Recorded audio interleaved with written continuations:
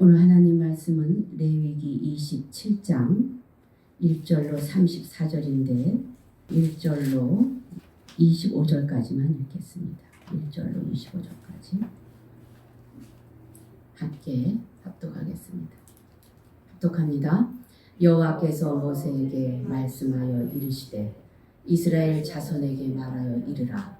만일 어떤 사람이 사람의 값을 여호와께 드리기로 분명히 서원하였으면 너는 그 값을 정할지니 내가 정한 값은 20살로부터 60살까지는 남자면 성소의 세겔로 은 50세겔로 하고 여자면 그 값을 30세겔로 하며 5살로부터 20살까지는 남자면 그 값을 20세겔로 하고 여자면 10세겔로 하며 1개월로부터 5살까지는 남자면 그 값을 은 5세겔로 하고 여자면 그 값을 은 30세겔로 하며 60살 이상은 남자면 그 값을 15세겔로 하고 여자는 10세겔로 하라. 그러나 서원자가 가난하여 내가 정한 값을 감당하지 못하겠으면 그를 제사장 앞으로 데리고 갈 것이요 제사장은 그 값을 정하되 그 서원자의 형편대로 값을 정할지니라. 사람이 서원하는 예물로 여호와께 드리는 것이 가축이면 여호와께 드릴 때는 다 거룩하니 그것을 변경하여 우열간 바꾸지 못할 것이요 혹 가축으로 가축을 바꾸면 둘 다 거룩할 것이며 부정하여 여호와께 예물로 드리지 못할 가축이면 그 가축을 제사장 앞으로 끌어갈 것이요 제사장은 우열간의 값을 정할지니 그 값이 제사장의 정한 대로 될 것이며 만일 그가 그것을 물으려면 내가 정한 값에 그 5분의 1을 더할지니라. 만일 어떤 사람이 자기 집을 성별하여 여호와께 드리려 하면 제사장이 그 우열간의 값을 정할지니 그 값은 제사장이 정한 대로 될 것이며 만일 그 사람이 자기 집을 물으려면 내가 값을 정한 돈에 그 5분의 1을 더할지니 그리하면 자기 소유가 되리라. 만일 어떤 사람이 자기 기업된 밭 얼마를 성별하여 여호와께 드리려 하면 마지기 수대로 내가 값을 정하되 보리 한 오멜지기에는 은 50세겔로 계산할지며 만일 그가 그 밭을 희년부터 성별하여 드렸으면 그 값을 내가 정한 대로 할 것이요 만일 그 밭을 희년 후에 성별하여 드렸으면 제사장이 다음 남은 연수를 따라 그 값을 계산하고 정한 값에서 그 값에 상당하게 감할 것이며 만일 밭을 성별하여 드린 자가 그것을 물으려면 내가 값을 정한 돈에 그 5분의 1을 더할지니 그리하면 그것이 자기 소유가 될 것이요 만일 그가 그 밭을 물으지 아니하려거니와 타인에게 팔았으면 다시는 물으지 못하고 희년이 되어서 그 밭이 돌아오게 될 때에는 여호와께 바친 성물이 되어 영영이 드린 땅과 같이 제사장의 기업이 될 것이며 만일 사람에게 샀고 자기 기업이 아닌 밭을 여호와께 성별하여 드렸으면 너는 값을 정하고 제사장은 그를 위하여 희년까지 계산하고 그는 내가 값을 정한 돈을 그날에 여호와께 드려 성물로 삼을지며 그가 판 밭은 희년에 그 판 사람 곧 그 땅의 원주인에게로 되돌아갈지니라. 또 내가 정한 모든 값은 성소의 세겔로 하되 20게라를 한 세겔로 할지니라. 아멘. 잠시 기도합니다. 살아계신 하나님을 찬양합니다. 오늘도 주의 전에 말씀을 사모하는 영혼들이 모였사오니 오늘도 주님께서 함께해 주시고 마음을 열어주시고 말씀을 깨닫는 은혜가 있게 도와주시옵소서. 오늘도 함께 하심을 믿사옵고 예수님 이름으로 감사하며 기도합니다. 아멘. 우리 거룩하게 삽시다. 한번 옆 사람에게 인사합시다. 우리 거룩하게 삽시다. 거룩하게 삽시다. 네, 우리 노 선생님 거룩하게 삽시다. 네. 자, 우리는 계속해서 레위기서를 가고 있어요.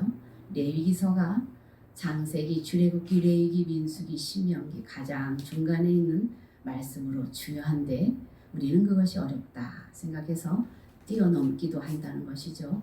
그러나 레위기서를 우리가 살펴봤듯이 오늘 우리가 말씀을 볼 때 여러분들 어려운 거 없죠?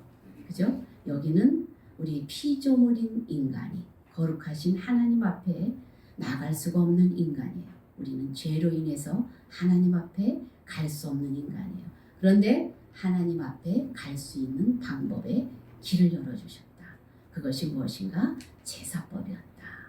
그래서 5가지 제사, 번제, 소제, 화목제, 속죄제, 속건제, 이렇게 5가지 제사를 통해서 하나님 앞에 나아가는 거룩한 길을 만들어 주셔서 그 제사를 드리고 나면 여호와 앞에 나갈 수 있었다. 이렇게 제사법으로 하나님 앞에 나아갔다면 사람 간의 정결한 법으로, 윤리도덕적인 법으로 하나님께서 또 윤리법을 주셨는데, 여러분들 성경을 쭉 읽다 보면은요, 18장서부터 이렇게 쭉 보면 무슨 내용이 나오냐면, 너희들이 가나안 땅에 들어가면 그곳의 풍습을 따르지 말아라. 거기는 간음죄가 많았어요. 그 뭐라 그러나요? 근친상간죄. 그리고 여러 가지 죄악들이 있었는데, 그런 것들을 너희들은 풍습을 따르지 말아라. 간음하는 그 죄를 따르지 말아라. 사회 정의법을 따라라. 또 하나님 말씀을 잘 섬기며 주의를 지켜라. 이웃을 사랑해라. 여러 가지 법들을 주셨고, 그래서 그로 인해서 거룩하게 돼서 사람과 하나님 앞에 이렇게 우리가 나아가는 법을 제시해 주신 책이 이 레위기다. 그래서 이 레위기는 거룩한 백성으로 하나님 앞에 나아가는 길을 제시해 주는 책이 레위기다. 이렇게 우리가 말씀을 드렸어요. 그래서 이제 이 하나님 앞에 나아간 이 백성들이 거룩하게 되었는데, 이 거룩한 것의 끝은, 최고 절정은 무엇인가? 서원 예물로 드리는 것, 자원해서 드리는 것. 여러분, 사랑하는 사람이 생겼어요. 그러면 좋은 거, 맛있는 거 주고 싶어요? 안 주고 싶어요? 주고 싶잖아요. 그렇죠? 우리가 하나님 앞에 이렇게 거룩한 길로 인도해 주신 하나님 앞에 감사해서, 자원해서, 서원해서 드리는 예물에 대한 그 내용이 오늘 27장 마지막 장에 이런 말씀을 하셨어요. 1장서부터 26장까지는 하나님 앞에 우리가 의무로 해야 될 이런 것들을 말씀을 했다면, 27장은 서원 예물로 이렇게 마치는데, 이것은 결국 우리가 하나님 앞에 온전히 돼서 거룩함으로 나아가고 그 은혜 안에 잠기게 되면 하나님 앞에 서원 제물을 드리기를 원하는 성숙한 백성들이 되어진다라는 것을 보여주고 있는데요. 그래서 로마서 5장에 보면 이런 내용이 나와요. 예수님이 돌아가셨죠. 십자가에 못 박혀 돌아가셨죠. 우리의 죄를 대속해 주시기 위해서 돌아가신 속죄제로 우리가 다 알고 있지만, 예수님은 화목 제물로 돌아가셨어요. 화목 제물은 스스로 예수님이 기쁘게 그 일들을 감당했다는 거예요. 그래서 자원해서 그 일들을 감당했다는 거예요. 그래서 이렇게 예수님의 뒤를, 예수님의 그 뜻을 따르는 우리들도 이 화목 제물에 자원해서 기쁘게 드리는 이러한 은혜 안에 들어가는 여러분들 다 되시길 주의 이름으로 축원합니다. 하나님이 주신 그 은혜에 보답하고 감사하고 자원하는 심령으로 성전에 직접 나아가서 우리 몸값을 환산을 해서 기쁘게 드리는 그런 오늘 예물이 27장에 나오는 이런 내용이다. 화목제물이다. 자원제물이다라는 것을 여러분들이 기억하시길 바랍니다. 그래서 이제 우리가 여기 레위기서를 보면은 여기 1절부터 한번 보면은 여호와께서 모세에게 말씀하여 이르시되, 2절부터 읽어봅니다. 시작. 이스라엘 자손에게 말하여 이르라. 만일 어떤 사람이 사람의 값을 여호와께 드리기로 분명히 서원하였으면 너는 그 값을 정할지니. 우리가 하나님 앞에 서원해서 드리는데 아무렇게나 드리는 것이 아니에요. 여기 오늘 성경에 보니까 어떻게 정했냐면 20살서부터 60살까지 남자면 은 50세겔을 드렸어요. 그리고 여자면 30세겔을 드렸고, 5살서부터 20살까지 남자면 얼마를 드렸어요? 20세겔을 드렸어요. 그리고 여자는 10세겔을 드렸어요. 5살짜리도 서원에서 하나님 앞에 기쁨으로 예배 드린다는 거죠. 그리고 여기 보면 1개월서부터 5살까지도 이렇게 나오는데 1개월서부터 5살까지는 남자아이면은 5세겔로 하고 여자아이면은 3세겔로 하라. 그리고 60살 이상은 우리가 돈을 잘 벌 수 있어요, 없어요? 지금은 우리가 이렇게 막 60이 넘어서도 건장하지만 그 당시는 나이가 들었으면 일을 못하는 거죠. 그랬을 때 60살 이상은 남자는 어떻게 해요? 15세겔로 하고 여자는 10세겔로 하라. 그러면 여러분들이 생각할 때 이 세겔은 어느 정도인가? 이 세겔은 이 1세겔은요 하루 품값이야. 하루 품값이 일반적으로 10만 원에서 15만 원을 받더라고요. 10만 원에서 15만 원, 많이 받으면 25만 원. 이게 받는데 이 은 50세겔, 30세겔, 5세겔 이렇게 정한다는 거죠. 그 나이에 따라서 하나님이 서원제물을 받는데 남녀노소 누구나 다 받는다는 거죠. 1, 2개월 된 아이들, 5살 된 아이들한테도 이렇게 값을 정해서 드리는 이런 예물이 하나님께서 이렇게 정해 주셨다는 거죠. 그래서 9절 한번 다 같이 읽어볼게요. 시작. 사람이 서원하는 예물로 여호와께 드리는 것이 가축이면 여호와께 드릴 때는 다 거룩하니. 이제 사람에 대해서 정했으면 가축도 드릴 수 있다는 것이죠. 그 당시는 다 예물이 뭐예요? 그 자기의 자원이 재물이 무엇입니까? 돈으로만 다 환산이 안 되고 가축이 많이 환산이 되는 거죠. 그래서 가축을 이제 여호와께 드릴 때는 그 가축도 거룩하다 이렇게 말합니다. 그런데 이제 가축을 드릴 때 이런 생각이 있을 거예요. 내가 염소가 새끼를 낳으면 저 가축을 잘 하나님 앞에 새끼가 나면은 드려야지 이렇게 예물을 드리려고 생각을 했는데 사람이 마음이 변할 수 있어요, 없어요? 변할 수 있어요. 변할 수 있어서 이제 가축을 드리기로 했는데 10절에 보니까 그것을 변경하여 우열간 바꾸지 못할 것이요 혹 가축으로 가축을 바꾸면 둘 다 거룩할 것이다 이렇게 말하는데 가축을 낳는데 마음이 변해서 아이고 저것을 다음에 드리거나 아이고 바꿔서 다른 거로 드렸으면 좋겠다 이렇게 생각이 들 수 있다는 거예요. 그런데 사람에게는 이렇게 몇 세겔 정했지만 이 가축은 그 자체를 하나님 앞에 드린 거기 때문에 가축은 이미 하나님이 받은 바 돼서 거룩하게 됐기 때문에 가축은 여기서 바꿀 수 있대요, 없대요? 바꿀 수 없어요. 가축은 그것을 드려. 그래서 이 사람이 생각할 때 이 가축하고 요 놈하고 바꿔야지 생각을 했으면 요것도 둘 다 드려라. 하나님이 지금 말씀하시는 거예요. 이미 하나님 앞에 드려진 거룩한 것이 됐다 말하는 것이죠.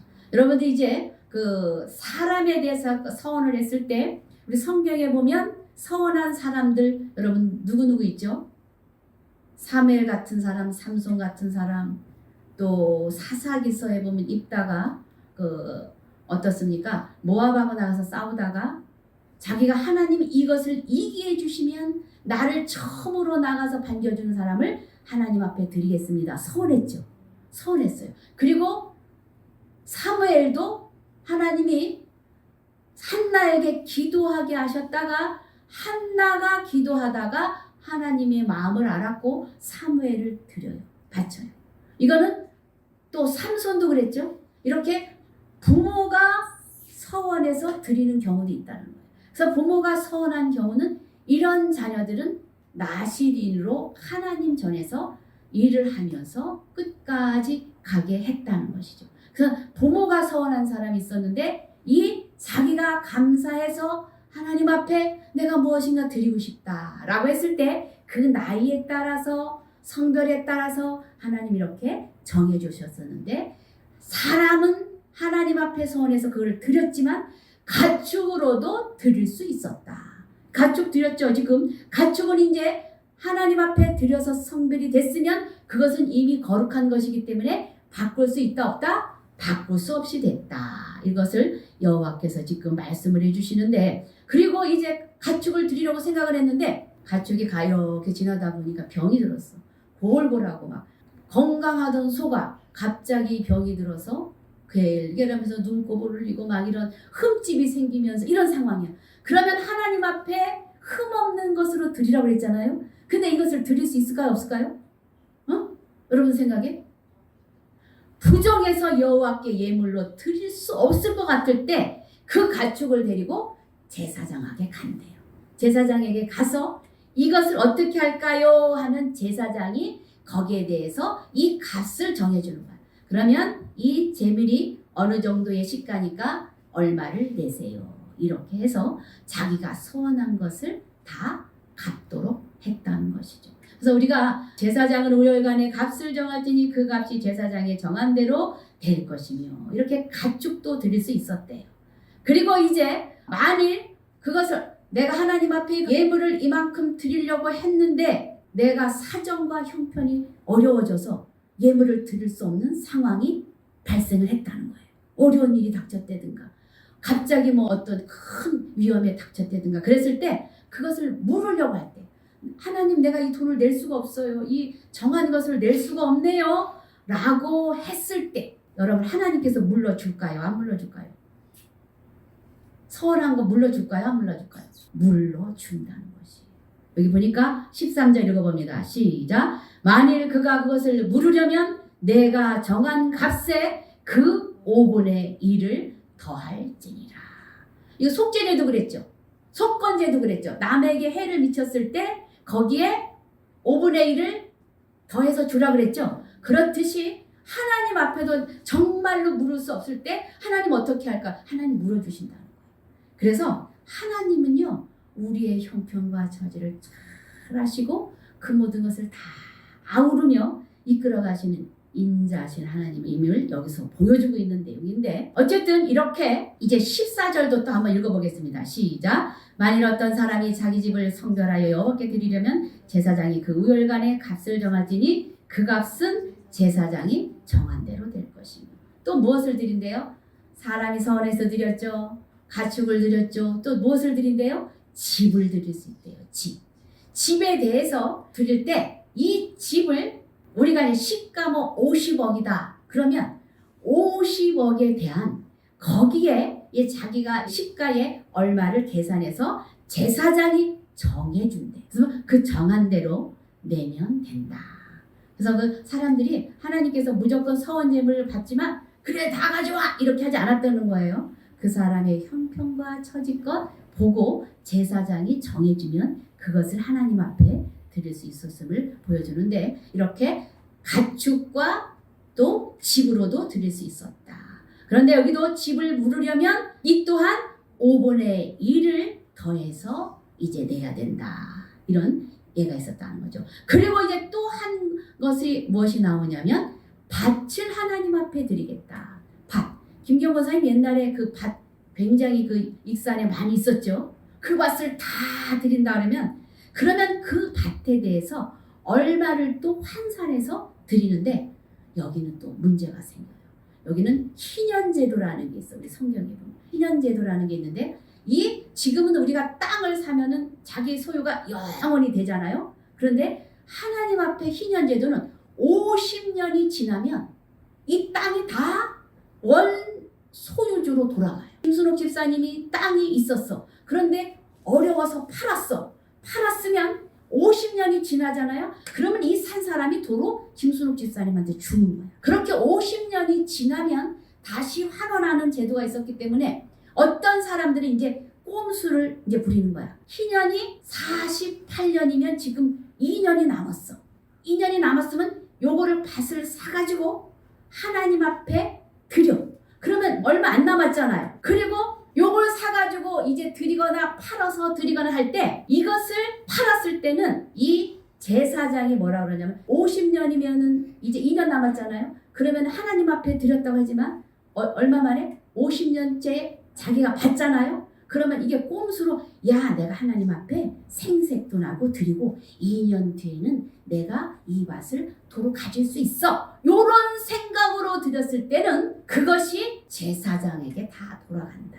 이것은 되지 않는다. 그리고 땅을 이제 샀어. 그 희년제도에 얼마 남지 않은 땅을 샀어. 그랬을 때 땅을 샀을 때 예를 들어서 5년밖에 안 남았어. 희년이. 그러면 이 5년에 대한 환산을 해서 그 가격을 하나님 앞에 드리고 그 산 땅은 그 앞으로 주었다는 거죠. 무슨 얘기인지 알죠? 그렇게 생색만 내고 마음이 없이 이렇게 땅에 대해서는 그 희년 제도를 이용해서 사람들이 꼼수를 부리는 것도 하나님은 다 아시고 여기에 대한 대책도 다 마련해 주셔서 너희들이 이렇게 살아라 라는 것을 보여주었다는 것이죠. 그래서 이제 우리가 한번 읽고 넘어가겠습니다. 17절부터 시작. 만일 그가 그 밭을 희년부터 성별하여 드렸으면 그 값을 내가 정한 대로 할 것이요 만일 그 밭을 희년 후에 성별하여 드렸으면 제사장이 다음 희년까지 남은 연수를 따라 그 값을 계산하고 정한 값에서 그 값에 상당하게 감할 것이며 만일 밭을 성별하여 드린 자가 그것을 물으려면 내가 값을 정한 돈에 그 5분의 1을 더할지니 그리하면 그것이 자기 소유가 될 것이며 만일 그가 그 밭을 무르지 아니하려거나 타인에게 팔았으면 다시는 무르지 못하고 희년이 되어서 그 밭이 돌아오게 될 때에는 여호와께서 바친 성물이 되어 영영이 드린 땅과 같이 제사장의 기업이 될 것이며 만일 사람에게 샀고 자기 기업이 아닌 밭을 여호와께 성별하여 드렸으면 너는 값을 정하고 제사장은 그를 위하여 희년까지 계산하고 그는 내가 값을 정한 돈을 그날에 여호와께 드려 성물로 삼을지며. 이 어려운 말이었지만 지금 제가 말씀드린 대로요. 그래서 이 땅에 이제 소출이 얼마가 나는지 소출과 이 희년제도의 연수와 그것을 계산을 해서 환산을 해서 그에게 서원 제물로 밭 대신 제물로 드리게 했다. 이런 내용이에요. 막 이렇게 어렵게 막 써있지만 내용은 간단한 내용입니다. 그래서 이제 그렇게 판 값에 그런 것을 제사장들에게 가져갔을 때 제사장이 환원해서 그가 적절하게 낼 수 있도록 이런 일들을 했던 것이 바로 이런 제도였다는 것이죠. 그러면 이제 26절부터 한번 읽어보겠습니다. 시작. 오직 가축 중에 처음 난 것은 여호와께 드릴 첫 것이라 소나 양은 여호와의 것이니 누구든지 그것으로 성별하여 드리지 못할 것이며. 첫 번째 가축은요 무조건 하나님 앞에 드려. 그런데 그것을 내가 하나님께 바친다 이렇게 하지 말아라. 그것은 이미 하나님 앞에 바쳐진 것이기 때문에 여호와가 받으셨다라는 것입니다. 그리고 또 27절 읽어봅니다. 시작. 만일 부정한 짐승이면 내가 정한 값에 그 5분의 1을 더하여 물을 것이요 만일 무르지 아니하면 내가 정한 값대로 팔지니라. 아까 내용에 다 설명을 드렸습니다. 이제 28절과 29절 한번 읽어보겠습니다. 다 같이 크게 읽어봅니다. 시작. 어떤 사람이 자기 소유 중에서 오직 여호와께 온전히 바친 모든 것은 사람이든지 가축이든지 기업에 바치든지 팔지도 못하고 무르지도 못하나니 바친 것은 다 여호와께 지극히 거룩함이며 온전히 바쳐진 그 사람은 다시 무르지 못하나니 반드시 죽일지니라. 이것은 무슨 말인가? 이게 이제 그런 예가 어디에 나오냐면은 여호수아 7장에 나와요. 여호수아 7장에 보면 그 가나안 땅에 들어가기 전에 이제 아이성에서 이스라엘 백성들이 실패를 합니다. 실패를 했을 때 여호수아가 기도를 합니다. 왜 우리가 실패를 했죠? 그랬더니 하나님께서 온전히 드릴 물건을 온전히 드리지 못했다. 이렇게 말해요. 근데 온전히 드리지 못한 그것을 아갈이라는 사람이 외투 한 벌 하고 은 얼마를 훔쳐요. 그게 너무 그러니까 가나안 땅에 들어갔을 때 여리고성에 들어가면 여리고성을 하나님의 은혜 가운데 돌다가 여리고성이 다 무너졌잖아요. 그 안에 있는 것들은 다 진멸하라고 했어. 양이니 소니 사람이 다 진멸하라고 했어. 이것은 무엇이냐면 가나안 사람들의 풍속이 너무 아까 근친 상관도 무지 많았거든요. 고모, 이모, 할머니, 할아버지 막 이렇게 지네끼리 혼음해서 막 이렇게 짐승같이 살아. 그런 것을 보고 하나님이 너무 더러운 사람들이기 때문에 하나님 다 진멸하라고 그랬거든요. 온전히 드려라. 이것은요 히브리어로 헤렘이라는 말인데 이것은 멸망을 할 것을 말해주는 거예요. 멸망할 것을 의미하는 거예요. 그래서 다 죽여버려라 그렇게 말합니다. 그래서 여기 땅에 들어가면은 여기 한번 11절 읽어봅니다. 시작. 이스라엘이 범죄하여 내가 그들에게 명령한 나의 언약을 어겼으며 또한 그들이 온전히 바친 물건을 가져가고 도둑질하며 속이고 그것을 그들의 물건들 가운데 두었느니라. 누가? 아간이라는 사람이. 읽어봅니다. 그러므로 이스라엘 자손들이 그들의 원수 앞에 능히 맞서지 못하고 그 앞에서 돌아섰나니 이는 그들도 온전히 바친 것이 됨이라. 그 온전히 바친 물건을 너희 중에서 멸하지 아니하면 내가 다시는 너희와 함께 있지 아니하리니. 이것이 무엇인가? 온전히 바쳤다니까 다 멸하여 죽여버려야 하는데 거기서 일부를 가져왔기 때문에 아간은 거기에 전염이 된 거예요. 전염이 되면 이 전염이 된 사람이 이 아간이 이스라엘 사람들하고 같이 있으면 또 이스라엘 사람도 하나님의 공의법에 저촉이 돼서 죽을 수밖에 없는 거예요. 하나님이 죽인다는 건 죽는 거예요. 공의, 하나님 사랑의 하나님이지만 공의 하나님이거든요. 죽일 수밖에 없는 이런 상황이 죽이라고 했는데 네가 그것을 훔쳤기 때문에 그 아간도 전염이 돼서 그는 죽일 수밖에 없었어요. 그래서 어떻게 했습니까? 이스라엘 백성들이 그를 죽이지 않으면 그가 전염이 된 하나님의 법에 저촉이 되기 때문에 자기들도 이스라엘 백성들이 다 죽기 때문에 어떻게 합니까? 아골 골짜기로 데려가서 돌로 쳐서 죽어요. 생각이 그랬죠. 아니 하나님 그거 옛날엔 저는 그랬어요. 이 성경을 잘 모를 때 아이고 하나님 아니 그거 좀 나 같아도 훔칠 수 있겠네. 아까운데 그 외투 정말로 좋은 거 은이 이렇게 번쩍번쩍하는 거 조금 갖다가 감춰놨는데 아니 그렇다고 하나님 죽여요? 이렇게 생각했거든요. 그런데 하나님은 사랑의 하나님, 공의의 하나님. 죄를 지면 값이 주어지는 거야. 그래서 죄를 지면 어떻게 돼요? 죽을 수밖에 없어. 그래서 다 죽는 거야. 이 가나안 땅에 들어간 그 사람들 다 죽이라는 죄로 다 죽여. 온전히 다 바쳐진 사람이에요. 그런데 그 죽이지 않으면 전염이 돼서 이스라엘 백성도 다 죽게 생겼기 때문에 죽이라고 할 것입니다. 이렇게 해서 그 가나안 땅의 풍습이 온전히 하나님 앞에 드려진 이 온전이라는 뜻이 죽여야 된다는 뜻인데 그것을 이들이 실행을 하지 않았다.